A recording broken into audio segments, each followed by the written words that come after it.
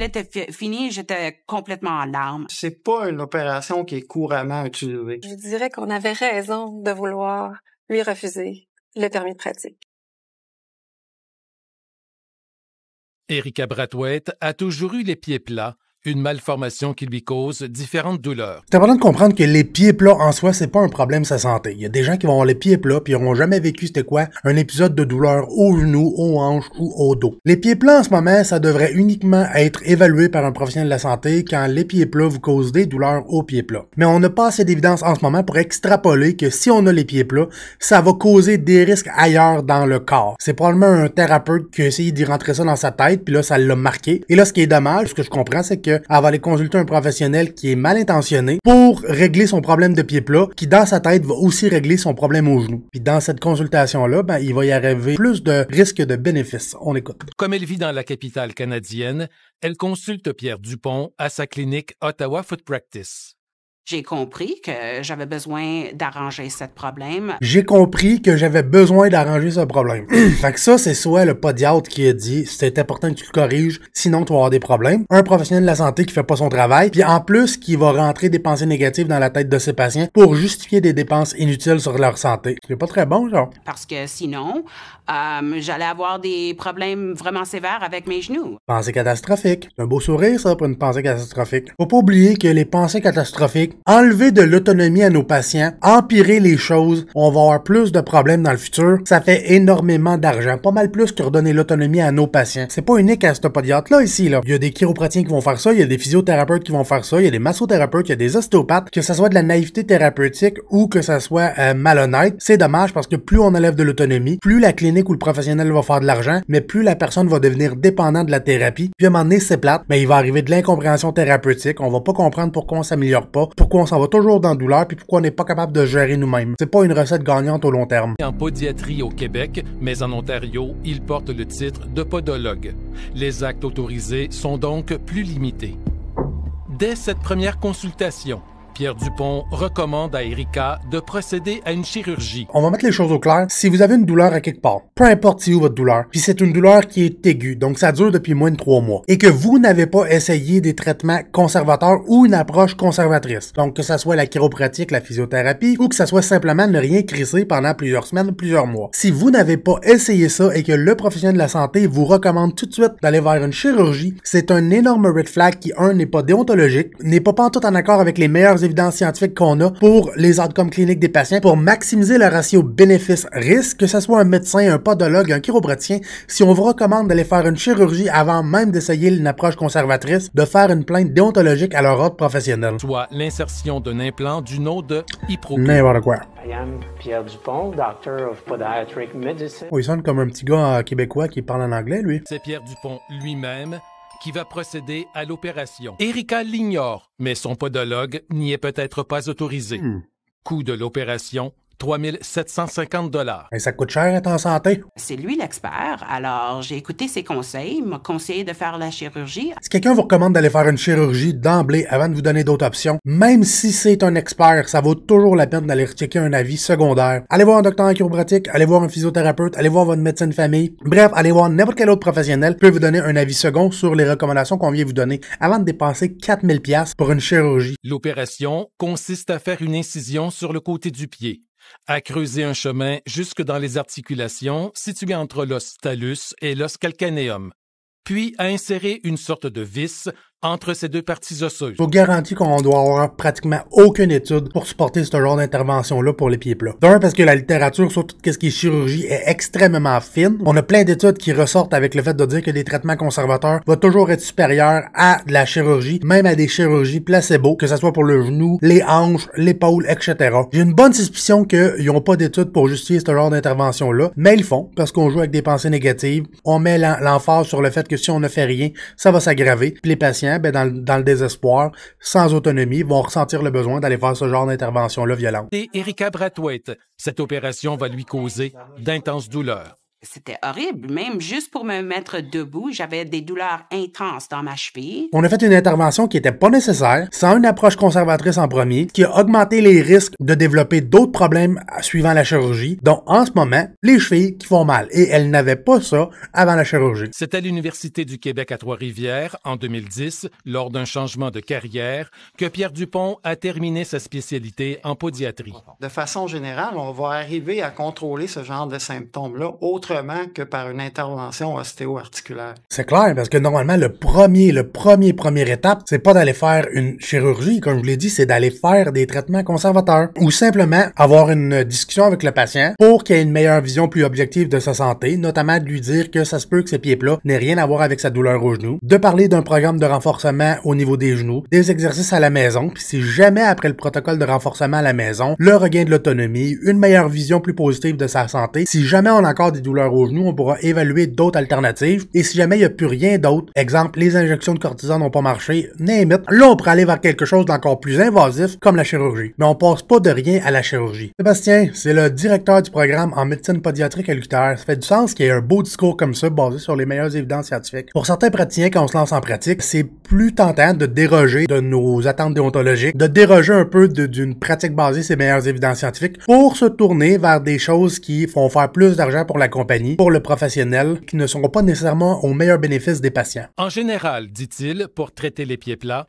il faut commencer par offrir des solutions moins invasives. Comme une approche conservatrice. Une attelle ou un soulier adapté. C'est sûr que moi, je suis pas un fan. Comme les pieds plats, si on n'a pas de douleur aux chevilles et aux pieds, les recommandations diraient de pas aller traiter le pied inutilement si on n'a pas directement des douleurs aux pieds associées aux pieds plats. Ça, c'est extrêmement passif. Il y aura pas une participation active du patient dans sa rééducation, dans une meilleure autonomie, dans une meilleure compréhension plus objective de ta santé. C'est juste d'attendre avec quelque chose de passif. Fait que ça, c'est pas optimal. Si on veut prendre ces options-là, de faire une consultation en chiropratique ou en physiothérapie pour qu'on puisse mettre en place un plan de traitement, pour qu'on puisse regarder le genou, regarder si on n'est pas capable avec un protocole de renforcement, des traitements en clinique, d'améliorer la condition des genoux. Peut-être qu'on n'aura même pas besoin de ça parce que probablement sa douleur au genou a rien à voir avec ses pieds plats. L'opération, c'est pour les quelques cas qu'on réussit pas à traiter de façon conservatrice. Voilà, on va jumper vers la prochaine étape. Ça, il faut comprendre que ça vaut pour toutes vos douleurs dans votre vie. Que vous ayez une douleur au cou, au genou, name it. On commence par une approche conservatrice. Vous pouvez rien faire pendant une couple de semaines. Si ça s'améliore pas, puis on essaye de revenir au mouvement de manière progressive, consultez avec un professionnel de la santé. On essaye une approche conservatrice avec de la thérapie, des exercices spécifiques, name it. Si ça ne fonctionne pas après 3 à 6 mois, là, on peut penser à des interventions supplémentaires plus invasives, mais en premier, c'est pas la chirurgie. Ça va être généralement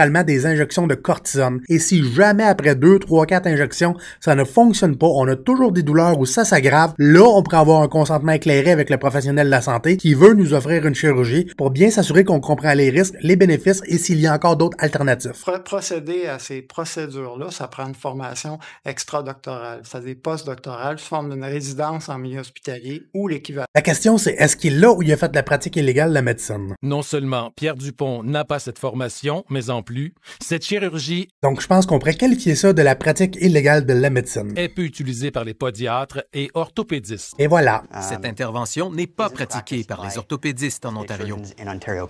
Quand on est président d'une association, d'un ordre professionnel, représentant d'une institution d'éducation, si vous avez des questionnements sur votre santé et vous n'êtes pas sûr si le professionnel dit de la merde, si jamais vous avez des connexions avec ce genre de personnes-là, si vous n'avez pas de connexion, envoyez un courriel à l'association de votre professionnel en particulier ou envoyez une lettre au syndic du professionnel en particulier, puis laissez-leur vous éduquer sur est-ce que eux feraient cette démarche-là considérant votre situation de santé pour que eux puissent agir préventivement avec les personnes qui pourraient être délinquantes au lieu de vous laisser embarquer dans des protocoles de traitement qui sont très invasifs, qui risquent de vous blesser plus que de vous améliorer.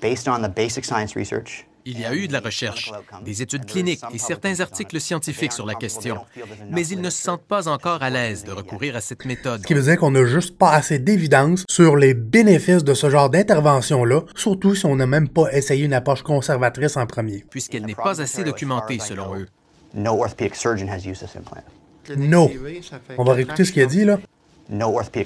As far as I know, no orthopedics has used this implant. De ce qu'il lui comprend, il n'y a même pas aucun orthopédiste qui vont utiliser ce genre d'implant-là. C'est fou pareil. C'est vraiment irresponsable de suggérer ça si c'est quelque chose que même les orthopédistes croient qu'il ne fonctionne pas. Regardez comment ça vaut la peine de dépenser 4000$ pour une chirurgie quand c'était même pas nécessaire. Regardez comment elle a l'air heureuse de marcher en béquille après une chirurgie qui supposément était posée de la guérir de ça, c'est des problèmes ailleurs. Mais je veux faire cette vidéo-là parce que je veux que les gens comprennent l'importance de pas aller vers des interventions chirurgicales si vous avez rien essayé avant. Parce que c'est clair et net, les études le disent constamment, plus c'est invasif, plus vous augmentez vos chances de risque contrairement aux bénéfices. C'est bien de la merde. Si vous pensiez que vous étiez en douleur ou votre problème était à 3/10 avant l'intervention chirurgicale, puis après l'intervention, votre vie est à 8/10 au niveau de la douleur, de l'inconfort, de votre incapacité à fonctionner, l'envie de vivre, l'autonomie sera clairement pas là. Ma cheville, maintenant, ça craque. Les craques, ça c'est pas tant grave, là. Il y a des articulations qui soient à cause de l'arthrose, à cause des tensions musculaires ou de l'hypermobilité, ça peut faire en sorte que certaines articulations vont craquer avec le mouvement ou la mise en charge. En soi, c'est pas tant grave, il y a des gens qui ont pas de chirurgie, qui ont pas de problème, mais ça craque quand même dans une articulation. On va pas s'inquiéter avec ça, ça fait juste des pensées négatives pour rien. Et plate, c'est que là, elle a une belle cicatrice, elle a des douleurs à la cheville même quand ça a été enlevé, puis elle avait pas ça avant. J'ai eu ça, que ma cheville faisait ça. J'ai des fois des spasmes dans mon pied puis dans ma jambe. C'est l'enfer. C'est pas pour ça que j'ai fait ça.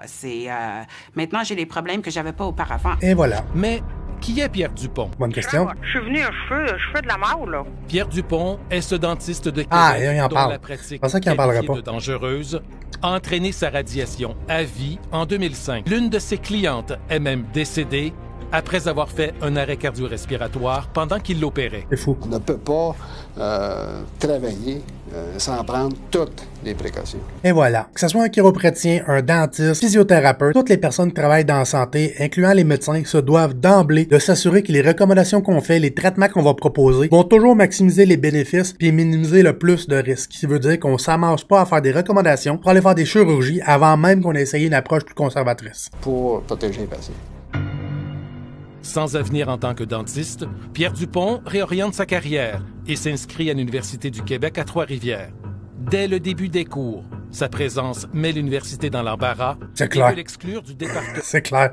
Moi, être président du programme de la podiatrie à l'UQTR, je voudrais rien savoir de cette personne-là sur mes bancs d'école. Pierre Dupont va se battre jusqu'en cour d'appel pour conserver sa place.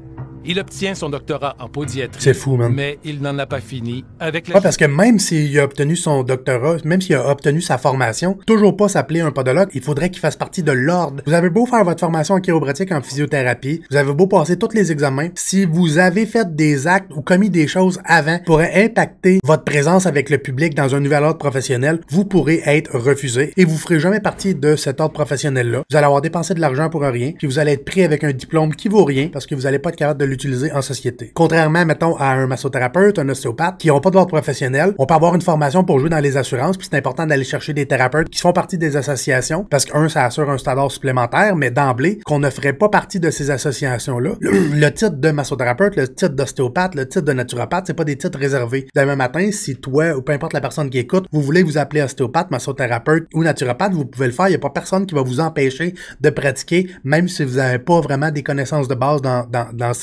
une de ces disciplines-là alternatives. Martine Gosselin est la directrice de l'Ordre des podiatres du Québec. Même s'il était détenteur de son doctorat, on pensait que lui donner un permis, puis lui permettre d'exercer à titre de podiatre, risquait, pour le public, de présenter les mêmes éléments. Et voilà, parce que le rôle principal de l'ordre, c'est la protection du public. On a regardé son dossier, on a dit « No way, on ne veut pas dans nos rangs ». Mettre permis. Ce qu'il a contesté devant le tribunal des professions. Entre-temps, il a commencé à travailler comme podiatre dans une clinique de Montréal. L'Ordre des podiatres porte donc des accusations... Là, vu qu'on fait juste pratiquer en tant que podiatre et on n'est pas membre de l'ordre, on fait de la pratique illégale de la podiatrie, donc il pourrait avoir des amendes, etc. C'est un peu comme un ostéopathe qui va faire des manipulations de la colonne vertébrale. C'est un acte réservé par la chiropratique ou un certain groupe de physiothérapeutes qui ont fait la formation supplémentaire. Si un ostéopathe se mettrait à faire ça, donc des manipulations rapides avec des craques dans votre cou, peu importe partout dans votre corps, ça ferait partie de la pratique illégale de la chiropratique. Durant notre dernier meeting avec l'ordre, une couple de mois, on a eu un ostéopathe qui s'est fait charger 100 000 $ d'amende et qui a payé parce qu'il avait fait la promotion de manipulation de la colonne vertébrale sur Internet, TikTok et YouTube. Pratique illégale contre lui. Il a travaillé à titre de podiatre, exercé à titre de podiatre sans permis. toucher à des patients sans permis avant de devenir podiatre, oui. Le tribunal des professions a ordonné qu'on lui émette un permis. Mais devant les accusations de pratiques illégales, le tribunal des professions a ordonné. On a l'ordre des podiatres qui leur refuse l'entrée, mais le tribunal des professions qui vont ordonner à l'ordre des podiatres de le prendre. C'est fou. A ordonné qu'on lui émette un permis. Une chance qu'ils n'ont jamais accepté. Mais devant les accusations de pratiques illégales, il a démissionné 4 mois plus tard. C'est clair que là, ça va le suivre toute sa vie, ça. Pierre Dupont quitte alors le Québec. Ah, voilà.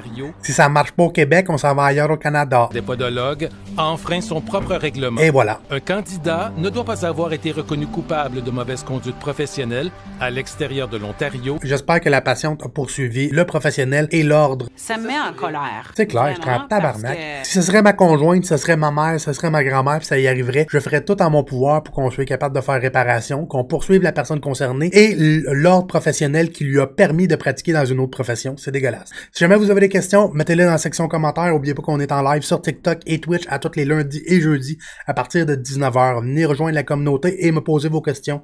Ciao, bye!